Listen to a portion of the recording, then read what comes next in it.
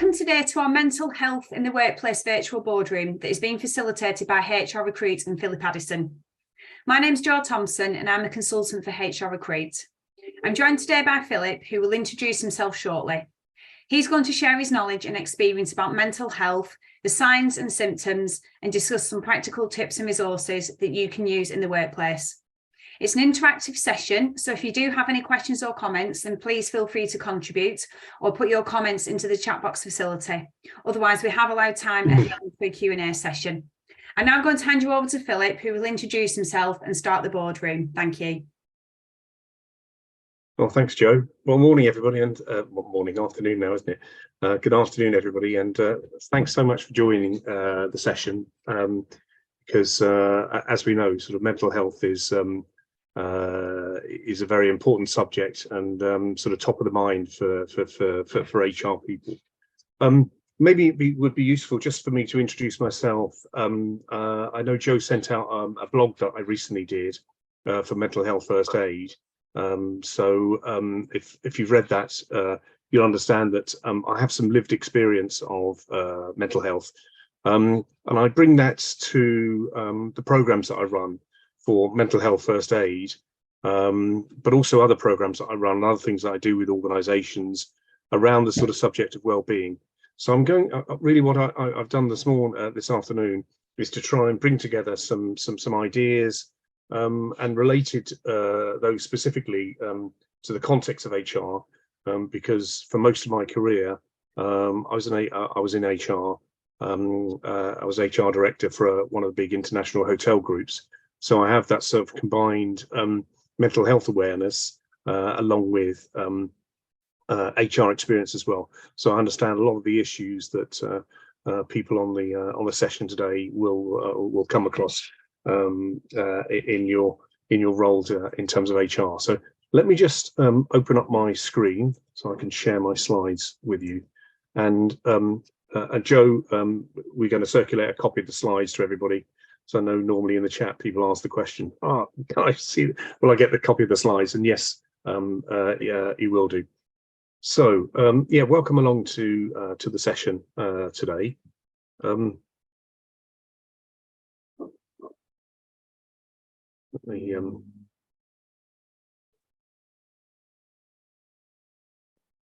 right, sorry, just slide.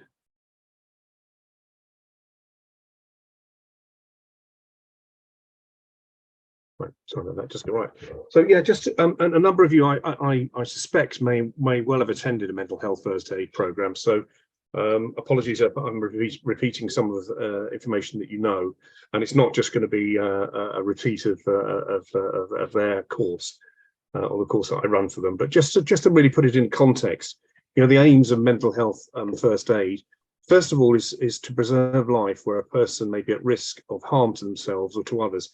That might seem a bit dramatic, but what we do know, and there's plenty of research on this, is that the earlier that people get intervention and seek help, you know, the better.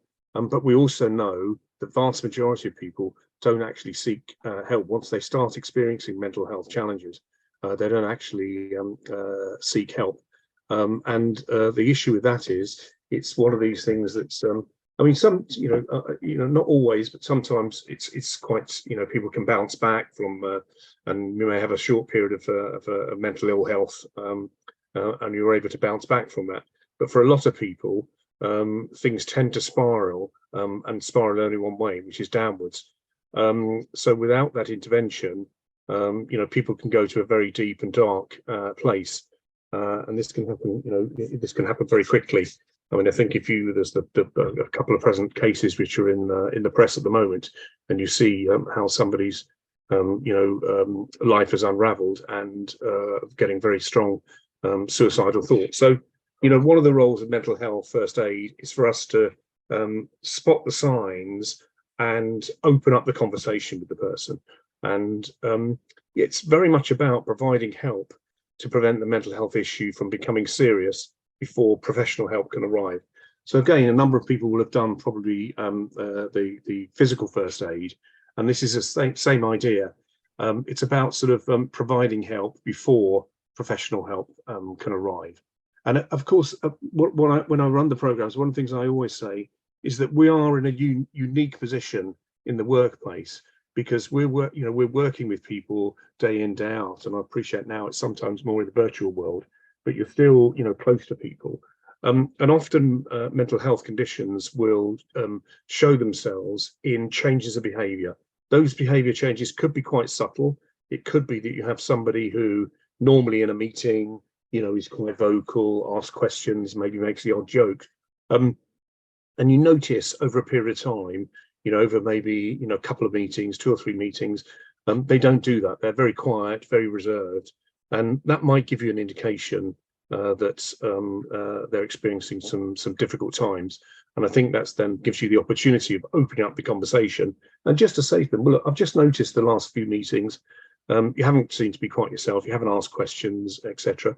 Is everything okay? Do you fancy a coffee? Would you like to go for a walk at lunchtime? Whatever, just to open up the conversation. So it's about promoting recovery to good mental health. And I think this is another area where we know that the NHS, etc., are struggling to be able to cope with the massive increase in demand around mental health. So if you are fortunate enough to get support through the NHS, once you get to start, the recovery process starts, often and understandably, resources will move to the people who are maybe starting their journey and starting to struggle with their mental health. So we have a role to play in terms of working alongside the person to help them in terms of recovery, because recovery can take time and is not always a sort of straight line process. Also about providing comfort to a person with mental health issues. I know from my own experience when I was, and I have experienced depression and anxiety, and I know just when people sort of just asked me how I was, just noticed that maybe things weren't going so well for me, and I, to be honest, early on, I was quite, I was embarrassed, I was ashamed about how I was feeling. I was a typical sort of saying to myself, come on, you pull yourself out of this, you're a successful person, you got a family and all this sort of stuff. So it took a long time. I was sort of self-stigmatizing, if you like. But so often, people would say, how are you? And I'd say, oh, I'm fine. And they'd say, but actually the comfort that I got from people just recognizing it and just being there to help me was really, really powerful. Even if I didn't always necessarily take it up, it meant a lot to me. There's also something about raising awareness of mental health issues in the community. If you can say there's been anything good has come out of COVID, I think one of the things is we're talking about mental health. There's a lot more discussion around the subject, a lot more people sort of opening up about their own stories and getting to realise, I think we're all beginning to realise that, this is just part of being human. In the same way as most of us will experience some physical health issues, most of us are also going to experience either firsthand or close to us mental health challenges as well. And of course, we've got to still reduce the stigma and discrimination. Again, I think we are breaking down the barriers. I think it's very encouraging to see what's being talked about and how the stigma and discrimination has been broken down. But we've still got some way to go in that. And I think the other important point here, and I'm going to touch on this later on today in the session, is about looking after ourselves. One of the things we talk about is this sort of metaphor of putting your own oxygen mask on first. When you go in an aircraft and they give the speech at the beginning, and none of us listen to, and they always talk about, if the air pressure in the cabin goes down, oxygen masks will come from the ceiling. And they always say, put your own oxygen mask on first before helping others. And again, this is very much the idea around mental health first aid. So what does the term mental health first aid mean to you? So as Joe said, I want to be a little bit interactive on the course. So if any of you got either you can do this on your laptop or on your phone. If you log into this, just put menti.com and it will ask you for a code. And that code that's at the top there, it's quite small, sorry. Hopefully everyone can see it, 3213 529.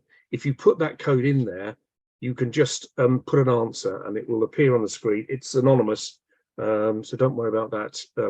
So just what does it mean to you? You can put it as a word or a statement, and if you want, you can put it in the chat if that's easier for you. But it's quite nice to see it share.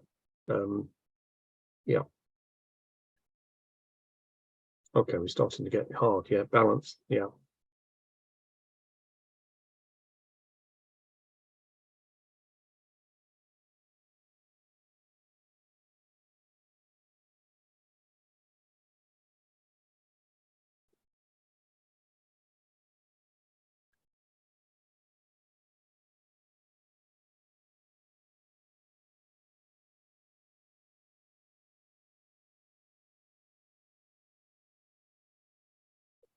Yeah, so you can see some of the words that are coming in and continue to come in. Yeah, and this will create a word cloud for us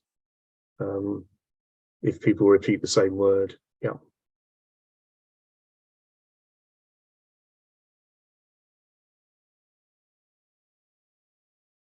Okay, that's brilliant. Well, thanks for the feedback there, so we can get an idea of a whole variety of different things, and I'll circulate this.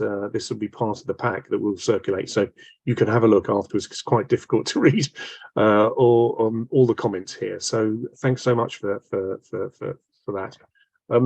I've sort of pulled together some ideas around that. What does mental health know? And essentially, it's part of our overall health. And when we talk about no health without mental health, and I think increasingly, and I certainly use the word well-being much more. And well-being is both the physical well-being and also the mental well-being. And I think again we're recognizing that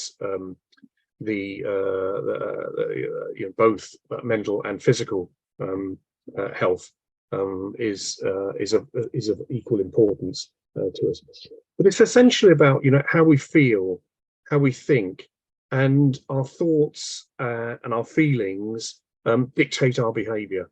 So if we're having very sad thoughts, if we're thinking that life is rubbish for us and stuff like that, then that will start to affect our behavior. And of course, everybody's different, but in a lot of cases that could affect the behavior in terms of people might become a little bit withdrawn, a bit isolated. Other people might become a bit more irritated or a bit more short-tempered. So all sorts of different ways, but essentially it's what goes on. It's the mental processes and our thoughts. It's how we cope with ups and downs of everyday life. And if you think about all the stuff that goes on, and we'll come back to this in a minute, all the stuff that goes on in our lives, which is really, really challenging. It's amazing how our ability to cope with so much stuff that life throws at us. And we sometimes tend to look at it in a negative way, but actually I like to look at it in a positive way to say actually we are incredibly resilient for the most part. It's also about how we feel about ourselves and about our life. And if I can just, if you're okay for me, just sort of talk about my own experience. Yeah, when I was starting to experience some depression and anxiety, I started to sort of reflect on my life. It was interesting that this happened just after my 50th birthday, which is a bit of a milestone maybe for some of us. And I started to reflect on things. And I am one of these people, unfortunately, that does sort of look back a little bit and sort of say, it drives my wife around the bend actually, by saying, I should have done this or I could have done that. And she's sort of saying, you can't do anything about it. That time's gone. But I do tend to reflect back.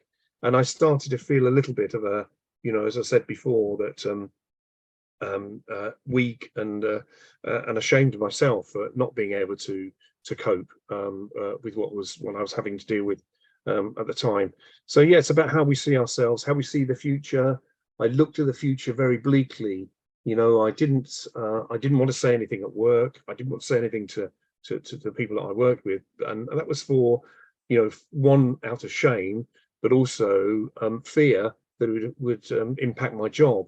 And the way my thought process was going was, look, if I say something or somebody discovers that I'm experiencing depression and anxiety, I'm going to lose my job. And if I lose my job, I'll lose my house. And if I lose my house, I lose my kids, and everything. So it just that negative spiral. So yes, it's very much about how we do the negative things that happen in our life, and also about how stress affects us. And again, stress, lots to talk about stress. And stress, we, as we probably all know, we need a certain amount of stress to get us up in the morning and up and running, and doing all the stuff that we have to do during the day. But it's only when that stress sort of tips over, and things begin to get a bit too much for us, then that's when it starts to have a bit of a negative effect. So yeah, we all have mental health. There's no health without mental health. And also, maybe slightly controversial, and it's not always the case, and it depends on, of course, on the environment. If you're working in a toxic culture, then work is probably not beneficial. But for the most part, work is beneficial to both our physical and our mental health. And we'll come back to that a little bit later. I want to share with you, and I should acknowledge mental health first aid here, because this is I'm going to use one of the models they have. So again, some people may have be familiar with this, but it's a really good way, I think, to look at mental health, to look at your mental health and mental well-being. So so the idea is that we all have a stress container. Other examples, people use stress buckets, or whatever. So the idea is that we have a stress container, and our vulnerability to stress is demonstrated by the size of our stress container. So some of us will have bigger stress containers than others. And, when you look around, some people seem to be able to cope with more stress than necessarily we are able to. But of course, we don't know what's going on behind the mask. So we should always be cautious about that. And the other thing I think about the stress container is that it changes over time. You might be able to cope with quite a bit of stress, certainly in the early part of my career. And again, I know a number of people who are on the call here are HR people. So we face some, pretty stressful situations, difficult situations when you're dealing with things like redundancies, reorganizations. There is a lot of pressure in the job as well, naturally. So but for the most part, I'm not saying those things didn't affect me, but early in my career, I was able to, I didn't lose a lot of sleep. I'm not, if I was dealing with a particularly difficult case, or if I was dealing with redundancy, of course, that had an impact on me, but it wasn't something that, I wasn't regularly sort of waking up in the middle of the night worrying about it. And suddenly, this did start to happen. So my stress container, for some reason, diminished.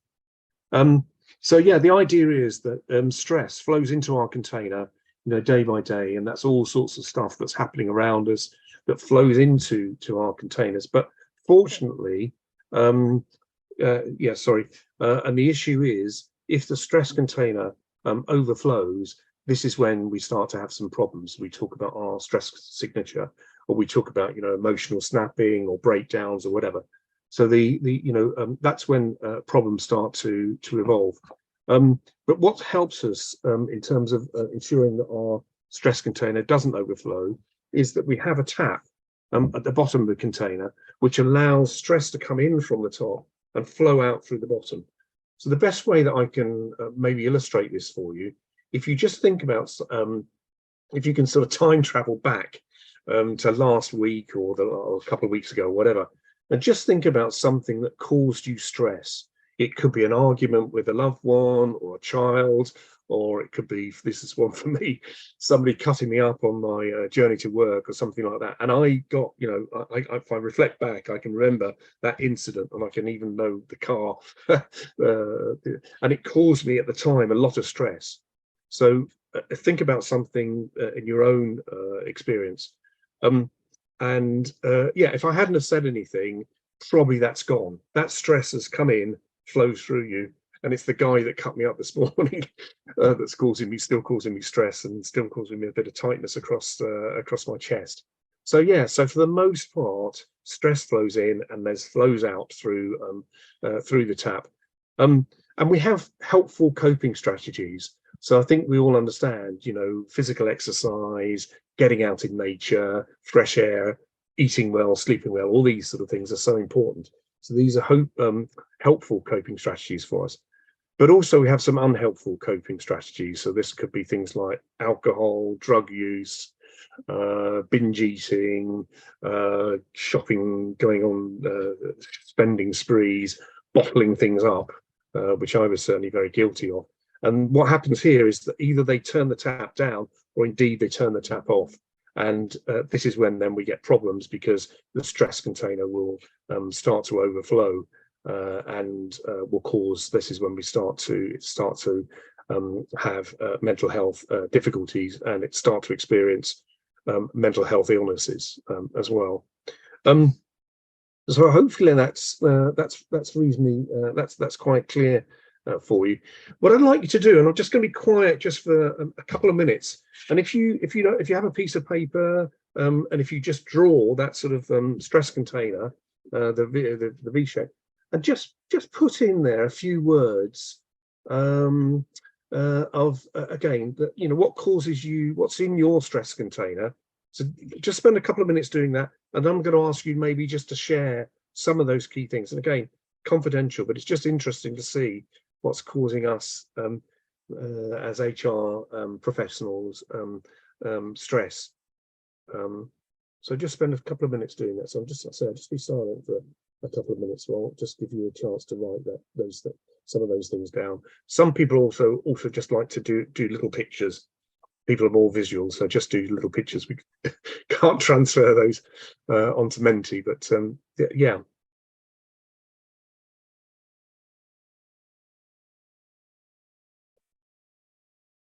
Okay, and if you want to share them, that's great. Yeah, it'd be interesting to see what we get here.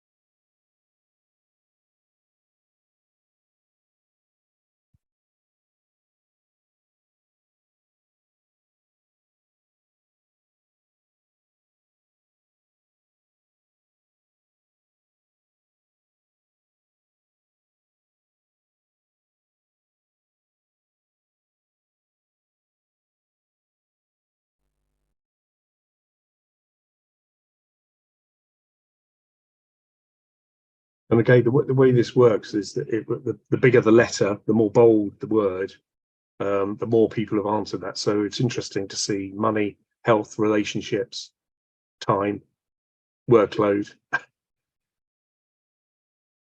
Yeah, all coming through here. So good. Well, I'll share this. I'll share this with you. But I just wanted to do an exercise using that. So what I'd like you to do is just to look at or just consider what you've put down there, which relates to your stress container, which is in your stress container. And I've just got some questions here, and these are reflective questions. These are for you to ask and just to think about. So I'm going to go through it fairly quickly. So you may not be able to write reams and reams down, but if you might also just want to note a couple of things down. So just reflecting on what's in your stress container. First question is, what can I change?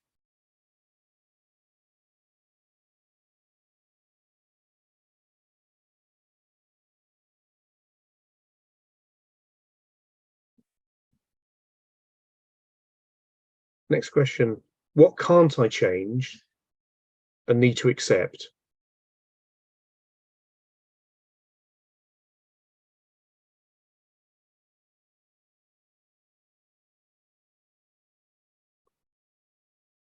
What needs my urgent attention?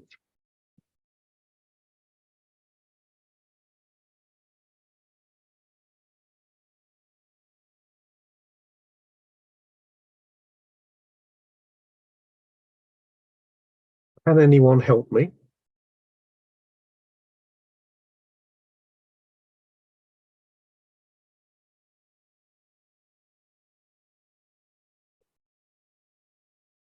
What are some of my unhelpful coping strategies?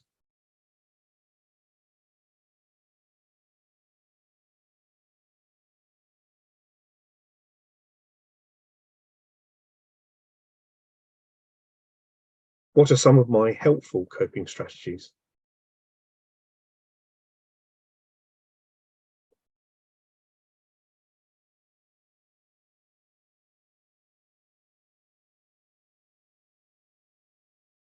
And the last question was a bit of a cheat, it's actually 3 questions in one. Anyway, how can I spot that my container is overflowing?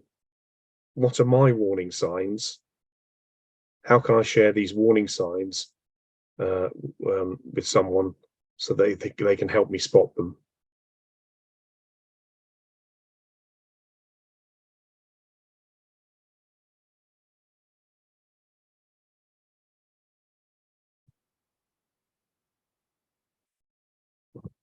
So I'll add those questions to the pack that we send out, and I think it's quite useful. I find this a very useful exercise to do, maybe every 2 or 3 months, but also maybe times that I'm feeling we can start to notice that we are getting a bit more anxious or a bit more stressed, or whatever. We notice that things are not as they necessarily are normally for us, and I think it's just very useful just to reflect on those. And it's just some key things about things like what can't I change. So for me, one of the things that definitely was causing me stress was I was commuting into London.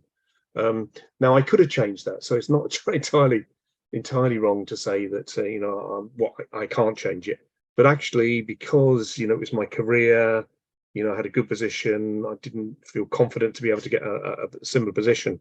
I think I tried to just accept that, yeah, I was going to do that commute. And as I mentioned before, actually, I used to drive into London, which is even worse. And as you can see, yeah, people cutting me up is something that causes me stress. And for those of you who drive around London or any big city, that happens a lot. So, yeah, what needs my urgent attention? Again, for me, often these are relationship issues. And of course, these are the things that are probably sometimes the most tricky ones. It could be a relationship at work. And it's one of those things, if we're not careful, we put it off and we think, "Oh, I'll deal with that tomorrow. I'll talk to them tomorrow. I'm not in the right frame of mind," etc. So I think just identifying what needs your urgent attention, because these things will tend to grow and grow if we don't do anything about them. Yeah, who can help me? And I think this is a really good question. And we really stretch our thinking to think, well, actually, who can help me here? And sometimes it's difficult if you have limited resources, of course. But I think it's an interesting question to really, is there somebody that could help me with this? And the final question I asked about, how can I spot that my stress container is overflowing? What are the warning signs? And who can I share these warning signs with so they can help me to spot them? It's one of the things that I did, because my experience was around depression and anxiety, and unfortunately for me, it reoccurred on 4 separate occasions. But when I sort of reflected back, I could see some things that were common.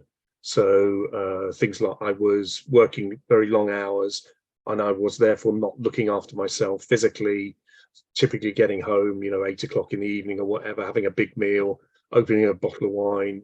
I need a glass of wine, it's been a really stressful day. It's just getting into that cycle. So I knew, and I felt I therefore put on weight. I felt lethargic, and I felt as if I didn't have much energy. So these are some things that I really try to focus on now.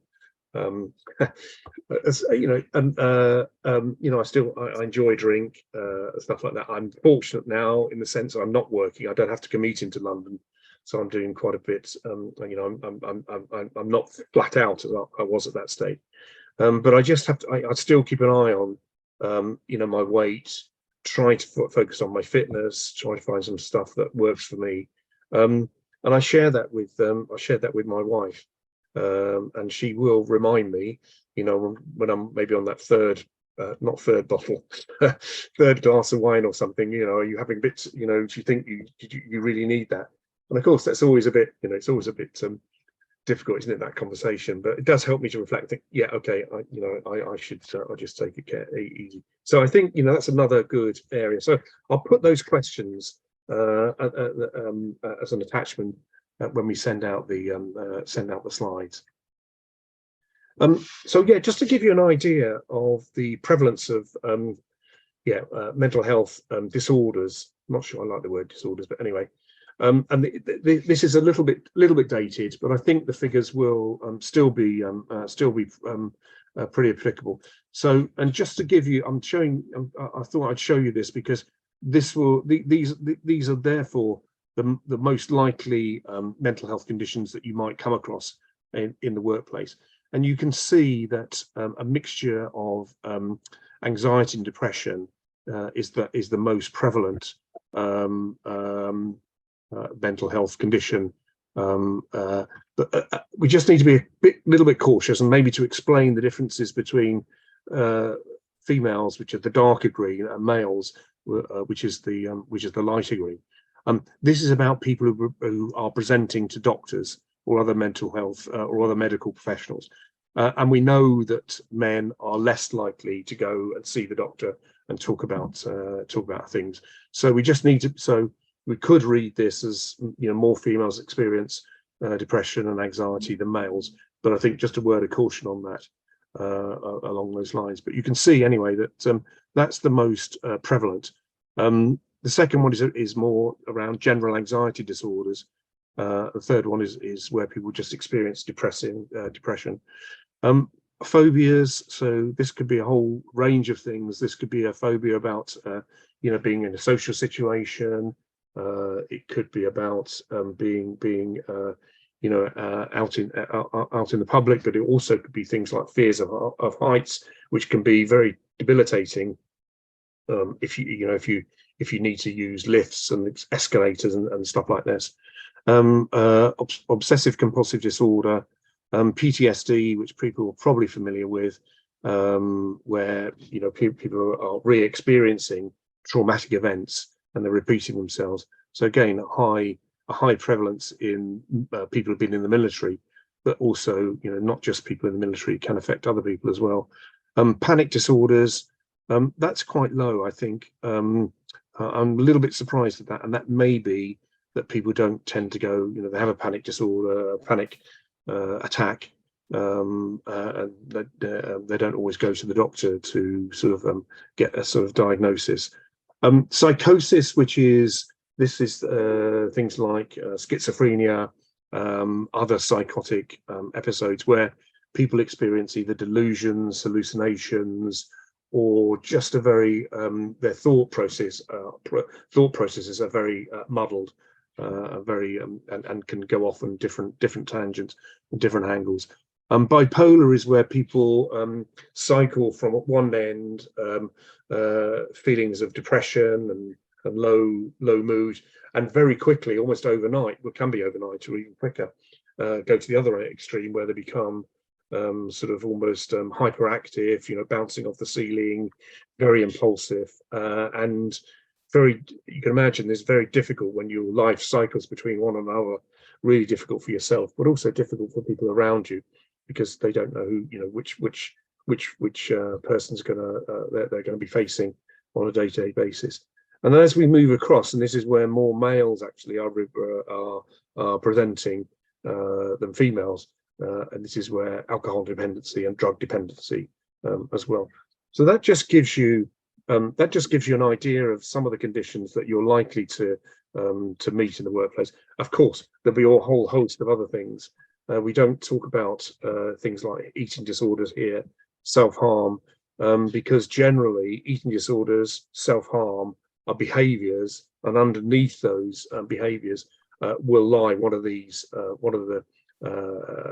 a mental health condition, depression, anxiety, panic disorders, psychosis, etc.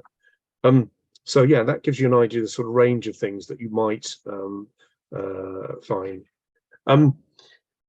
So I just want to do another quick exercise, just asking for, you know, what are the sources of stress in the workplace? So there's some of the things, of course, the things that you've mentioned before, but let's open it out more generally. When we look at the workforce, the people that you're responsible for, that you're supporting, what sort of things are you seeing causing workplace stress?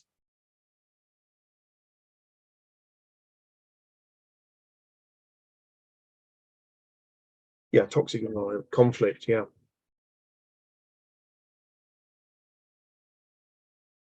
Managers, yes. lack of direction, salary, again, coming back to the cost of living crisis, yeah. Deadlines, yeah. Pressure to solve problems, ghosting, yes, yeah. Poor leadership, pressure to solve problems, no support or management, lack of promotion, lack of leadership skills, yeah. Philip, Yes. Philip White's put on the chat box that it would be interesting to see how the figures that you put up on the last slide with the percentages, how they would vary post-pandemic. And Elaine's responded to say that she thinks that's really good, given the cost of ill health to organisations is up 25% since 2019. So I think if you were able to get any figures, that would be really good in terms of sort of a comparison. Yes, yeah, because they are quite, they were 2014. So I'll see if I can get something which is more up to date. Yeah. Yeah, thanks for that. Okay, so you can see a whole range of issues here. And again, I'll share this with you because I think it'll be interesting for you to it's interesting to reflect. And again, just to repeat what I said before, the bolder the words, the more people are answering. Put that down as an answer. We've still got a few more coming in here. What's very interesting is it's not always interesting when you talk about the health and safety executive, but the health and safety executive have done a really good, some really good work around stress in the workplace. And actually, if you go onto their website, I'll put the reference in the notes. But if you go onto their website, they've got a lot of very useful information. They've got a stress survey that you can do, and it's free if you've got less than 250 employees, I think. But it's actually very cost effective even if you have more than that. But there are other tools on there as well. And basically what they've done, and again, people may be familiar with this, but they've identified 6 different what they call management standards.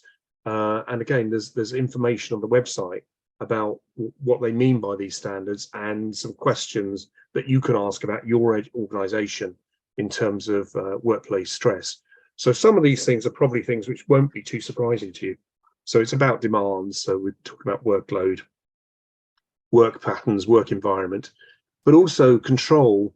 And that's, for most of us, it's about, how much say do I have in the way that I do my work? And most of us, you will probably understand when we first start working, doing something, then we need to be shown and probably put quite carefully, looked over, if you like. But none of us like the idea that somebody's sort of looking over our shoulder and watching our every step and sort of micromanaging us. So there's an element there. How much control do I have about the work that I do? How much support is there? And this is about the support from the organisation, line manager and colleagues, etc. And relationships. And we saw this in the last slide where you gave me some feedback in terms of sources of workplace stress. Relationships, particularly relationships with managers. I think we all understand that relationship with your manager and your leader is, it's a crucial relationship, but of course, other relationships, and also the feeling that unacceptable behavior is being called out and being dealt with, and the reverse of that, if it isn't, that can be a source of workplace stress. The role, and this is about, how much clarity is the role? Do I understand what I'm responsible for? Are there any conflicts in my role? And this can be another source of stress. And change. And of course, we all find, change isn't easy for any of us.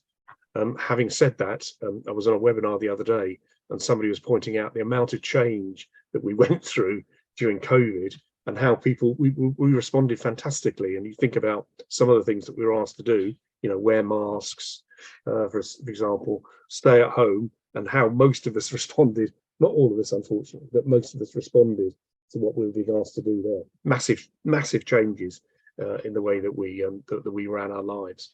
So so the health and safety executive is a really good source of ideas around this subject. Just to look at, we've talked about a few of these things, but early warning signs around mental health. So some of the psychological signs that you will see, but these are more things that you probably will see in yourself, if you like, or from other people working closely. Irritability, aggression, maybe tearfulness, a loss of confidence, inability to concentrate. And this is typically what you might see in somebody who's experiencing poor mental health, because as I mentioned before, a lot of this, most of this is to do with our thinking and our thinking patterns. And what happens when you start to experience poor mental health, you start to ask yourself the question, what's happening and why is it happening and how can I stop it happening? And when I talk about all your brain energy goes to those questions, which mean it's quite difficult for you to concentrate, and there's not much left for the sort of the elements of the brain that are sort of focusing on that and concentration. Equally, and also you may become indecisive, because again, it could be that either you don't have the brain capacity because it's focusing on those other questions, or indeed I had this where some fairly straightforward employee relations type of questions that people were asking me, all the solutions that I could see, I saw the negative in all of them, so I became a little bit indecisive, and also things like difficulty remembering things. Some of the physical signs: constant tiredness, of course, particularly if people if you have anxiety or depression, people waking up early in the morning. Typically I might have woken up at 2-3 o'clock in the morning, feeling anxious, and then that anxiety stopping me getting to sleep, and therefore when I came to work the next morning, I was very tired. Equally, lots of the medication that people might receive could also have a side effect of tiredness as well. Sickness absence, obviously, you'll maybe see patterns of that: being run down, minor illnesses, headaches, difficulty sleeping, weight loss or gain, lack of care over the appearance, stomach issues, etc., etc. But yeah, some of the behavioural signs, and these are the things I said you might pick up in the workplace: not getting things done, complaints about the workload, erratic, unacceptable behaviour, complaints about lack of management support, withdrawing socially, not participating in conversations or out of work activities. So somebody that you normally, if you as a team, maybe you go down to the pub or you do stuff together, and you just notice over a period of time the person stops doing that, just might be an indication. Of course, there may be all sorts of other things going on, but it might just prompt you to ask the question. Increased errors, accidents, and this is from what I mentioned earlier about maybe concentration, lack of concentration, overworking, and this could be where people are just last in first out. It could be working on holidays. Some people do that anyway. Some people just it's part of what they do, sending emails when they're on holiday, responding to emails on holiday. But if you notice somebody who doesn't normally does that, then that might just be a question for you. Yeah, using more alcohol, cigarettes, drugs, etc. So these are some of the signs that you might pick up on.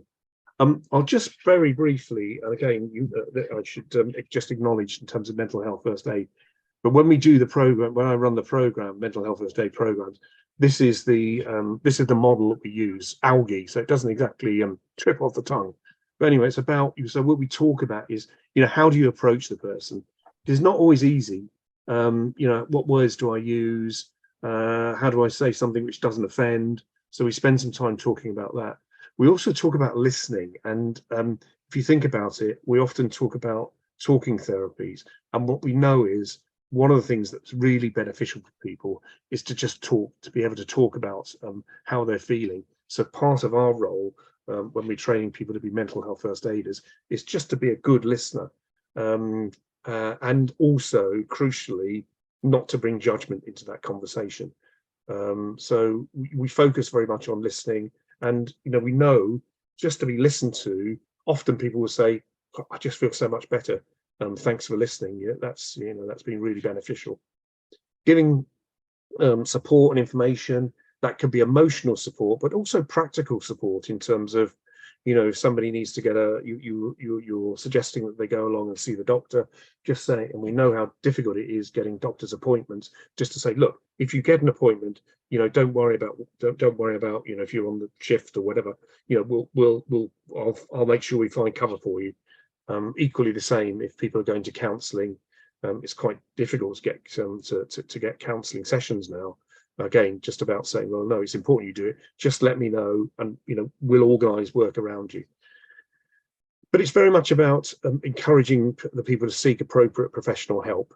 So we don't train people to be therapists. We're not training people to be doctors. We're just saying, look, just encourage the person to say, look, have you thought about going to see your doctor?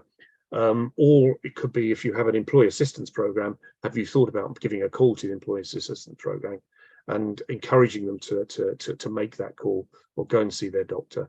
And then it's also about encouraging other supports. And this is about, which close friends might you be able to share this with, members of the family. And this is about maybe just sharing the workload.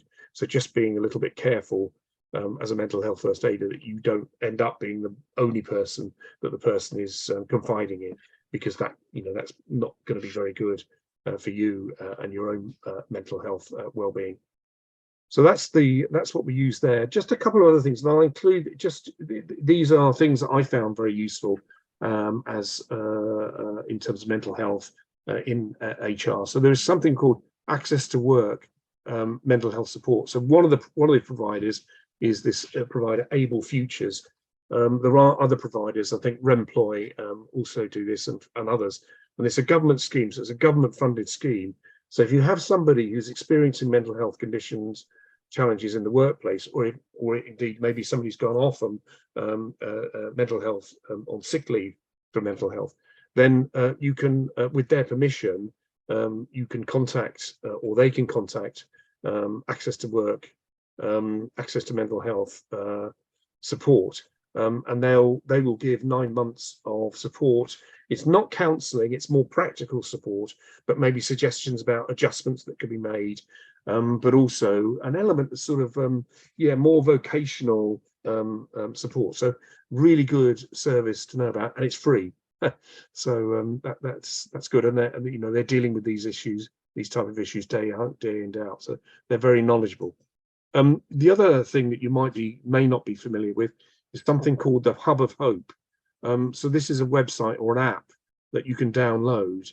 And what you put in here, you can see in the middle here, you put your postcode in, and then it'll come up with a list of things to say, what sort of support are you interested in? So it could be, I'm looking for some support in terms of depression, anxiety, self-harm, suicidal thoughts, a whole list of things. You can click on that, and then it will tell you services available in your locality near to where you are. So it's a really good way of accessing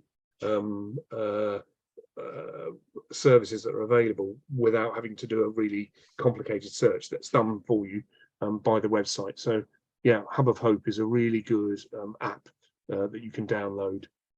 And then finally, something again people may not be familiar with. I'm sure everybody's familiar with things like Samaritans, but this is another service, and it's a text-based service called Shout 85258. And what people can do is to text, send a text to them, and what they have is they've got trained advisors around the country. They're not trained therapists, but they have had quite a lot of training in terms of mental health support, and they will then have a text conversation with the individual and suggest things for them and be very helpful. And they will, they pretty well guarantee that they will come back within 10 minutes of the person texting. So that's really good, a really good response rate that can get, and is very, you have the flexibility there.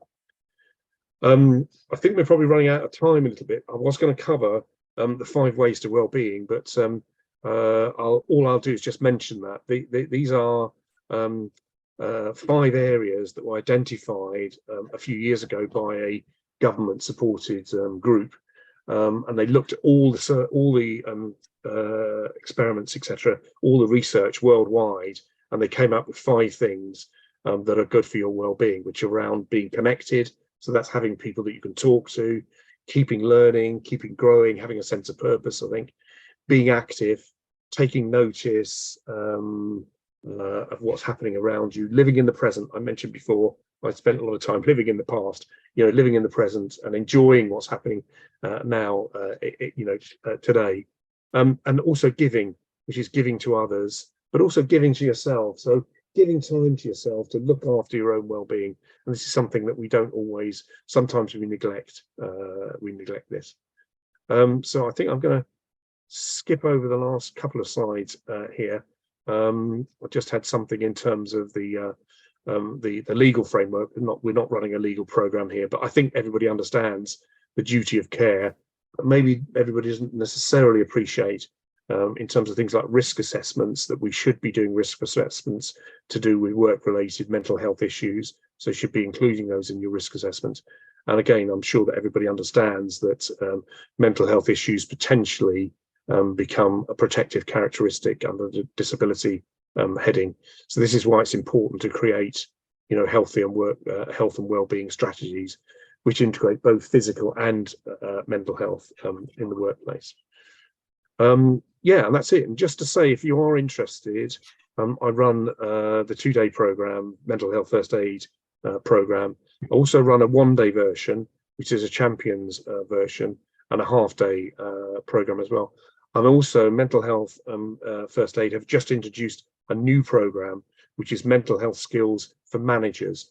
And it's a half-day program online, or it can be face-to-face as well, but it's specifically designed for managers. So I think that's a really interesting program. So again, if you're interested in that, I'm going to be trained over the next couple of weeks to be able to deliver that. And I'd be delighted to sort of talk to you if you thought that was useful for your workplace. And I'll include this in the pack as well. It's just a bit of promotion, really, just to say these are the next programs that I'm running. And I'll offer anybody who's on this webinar today a 20% discount on the sort of normal rate that mental health first aid would charge. And also get involved in coaching, specifically sort of management leadership coaching, which brings in well-being and resilience as well. And I've sort of focused on some of those areas as well. And the contact details I'll include. So thank you very much for listening. I'll stop sharing now, and I'll hand back to you, Jo. And sorry, I should say, and then we'll take any questions. There's nothing in the chat box, Philip. There's no other questions in the chat box. Okay, so thanks very much, everyone, for joining us this afternoon. I'm sure you'll agree that it was extremely informative. There was lots of information there, so I know that you'll have taken quite a bit away from it. I will send out an email this afternoon to everyone that has signed up for the event, and I will put a post on LinkedIn. So if you can put a comment against that post, if you would like a copy of the slides and or the recording, then I can send those through to you. The next event is a public speaking virtual boardroom, which is next Thursday, the 15th of June at 12:30. A link to sign up for this will be attached onto the email. We will be sending out a survey as well this afternoon to everyone that's signed up, just for your feedback on the event, if you can spare a couple of minutes to complete that. And also, if anyone is recruiting, we've also got accountancy recruit, executive recruitment and FD recruit within the group. But other than that, I'd just like to say a massive thanks to Philip for your time and your effort in putting the event together, and also to everyone for signing up. I hope you've enjoyed it as much as I have. Thank you.